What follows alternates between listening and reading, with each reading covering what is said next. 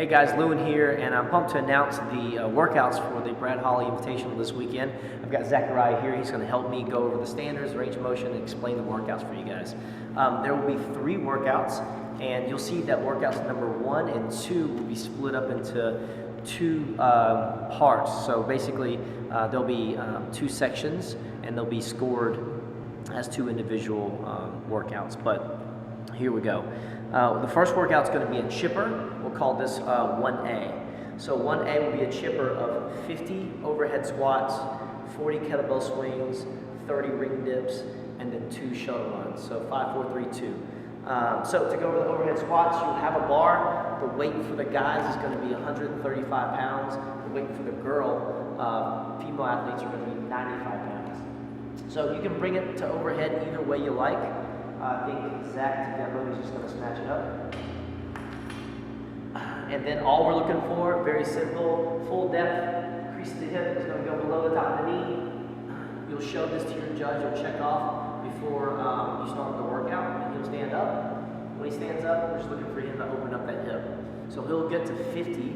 He can break anytime he wants. You can rest it on his back if you want. You can drop it down, back on the ground, take a breather, bring it back up and start. But as long as you get to 50 overhead squats. When you're done with overhead squats, you're going to go to the kettlebell. You'll have 40 kettlebell swings. The weight on the kettlebell is going to be 70 pounds for the men and 53 pounds for the women. On this kettlebell swing, pretty simple. We're just looking for a vertical bell, head through the hole. He's going to come up, vertical bell, head through the hole. Come down, and again, you can rest anytime you like. Just showing a good extension of hip opening and head through the hole. Kettlebell swing. When he's done with that, he's going to move on to 30 ring dips. That's right. So each athlete will have their ring dip set up, and Zach's going to come up, start out in a full lockout position. He'll come down. And what we're looking for on this is this shoulder is going to be below the elbow joint, and then he's going to press out. He'll have 30 of those to do. For those who can kip the ring dip, you're welcome to kip the ring dip. Okay. Once you're done with the 30 ring dips, you'll have 2 shuttle runs. And basically the way we're gonna mimic the shuttle run here in the gym. But you'll have a starting line, and then you'll have a cone at the end of it. He's gonna run, and he must touch behind the cone, touch the ground behind the cone, and he'll come back, and that'll be 1 run. He'll touch again, he'll go, come back, and he'll pass the line, and that'll complete his second shuttle run. The shuttle runs are about 70 meters per time that you travel. So it's about 250 feet is what we measured it out to be each time. All right, so that's the end of the first workout, the first chipper. There will be a 12-minute cap time limit on that. So if you are done in 10 minutes, you've got 2 minutes to catch your breath, chill, recover. If you are still working in the 12-minute cutoff time comes up, then we'll just add up the amount of points that you get. For every shuttle run pass that you make, complete pass, that'll be 5 points. So 1 point per rep that you do, all the way up to the ring dips. But then if you're on the shuttle run, 1 pass is 5 points, down and back is 10 points, down a second time is 15, and then finally finishing it will be 20 points. At the end of 12 minutes, everyone will get a 1-minute break. So again, if you're that guy or gal who finished in 10 minutes, you'll get the remainder 12 minutes plus an additional minute. So at the end of 12 minutes, everyone will get an additional 1-minute break, and then we'll have workout 1B, and this is another scoring opportunity, so you'll be scored completely different in this section. 1B will be handstand wall for distance. So you have a 60-second window to travel as far as you can. Every athlete's going to have their own lane.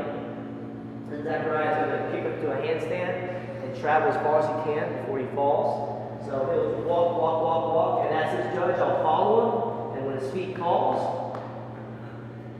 I'm marking it with my foot.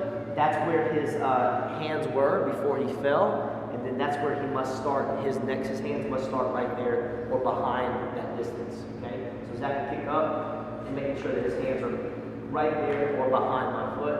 If in the event that you fall with one hand in front of the other, like here, it'll obviously be the hand that is traveling the shortest distance. So do kick up, recover, rest as much as he likes, and then when he kicks up again, he's got to start right there again. And we'll measure the distance that you travel in 60 seconds. So that's workouts 1A and 1B. We'll run all the heats through, and then that's it, guys. Off to workout number 2. All right, workout number 2. This one will also be scored in 2 individual segments, so we'll call this 2A. In a 8-minute window, you'll have 8 minutes to find your max snatch. The snatch can be either way you like. It could be full squat snatch. It could be a power snatch. It could be a split snatch. But each athlete will have a bar and have plenty of weights to build up to that load. And there'll be a warm-up section for you guys to go ahead and, already warm up prior to moving on to this 8-minute window. So you're not going to have to start it cold. Zach's going to come up. He'll grab the bar, and no matter how he snatches it up, the end product is what we're looking for. He's just going to come up, show control, and he's good. The judge will tell you that he's good, and he'll put it down. So 8 minutes to find your max snatch. At the end of 8 minutes, there'll be a 1-minute rest time. During that rest time, the judges will calculate your scores, make sure everything's right, and then 3, 2, 1, we're going to start workout 2B, and 2B will be a 3-minute AMRAP, so you're going to get as many reps as possible in 3 minutes of a power clean. So this time, the clean has to be caught above the squat position. It's going to be caught in the power position, and then he'll stand with fully open hips with elbows in front. Okay? The weight that he will use will be the exact same weight of his heaviest snatch from workout 2A.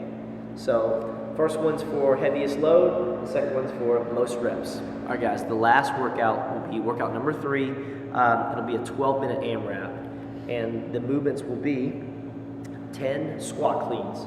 So Zach's going to approach the bar, he'll clean the weight, but he has to end up in that full squat depth position sometime. He can drop immediately to it, and he'll stand up. Or if he needs to, he's going to power clean and front squat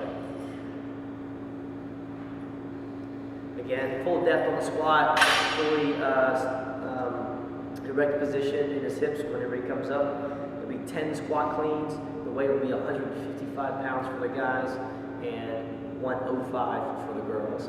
After that, he's going to do 25 pull-ups. The pull-ups can be either way he likes. He can gymnastics kip, he can butterfly kip, he can bullfrog kip, he can dead hang, however he wants to, as long as he is extended at the bottom, chin above the vertebrae plane at the top. Okay, and then finally, he's going to move on to 50 double unders. Zach, as the coach, is going to be looking for Zach to show 50 double unders. And again, simple stuff here. Zach, just looking for that rope to travel underneath your feet 2 times as you get to 50. So you're going to do as many rounds as possible. You can get partial reps, obviously, or partial rounds, obviously, as the time limit is expired at the end of 12 minutes. That's it for the end of the workouts, guys. If you have any questions regarding the movements or the standards or the workouts, let me know. Email me, lewin@irontribefitness.com. Otherwise, we'll see you Sunday.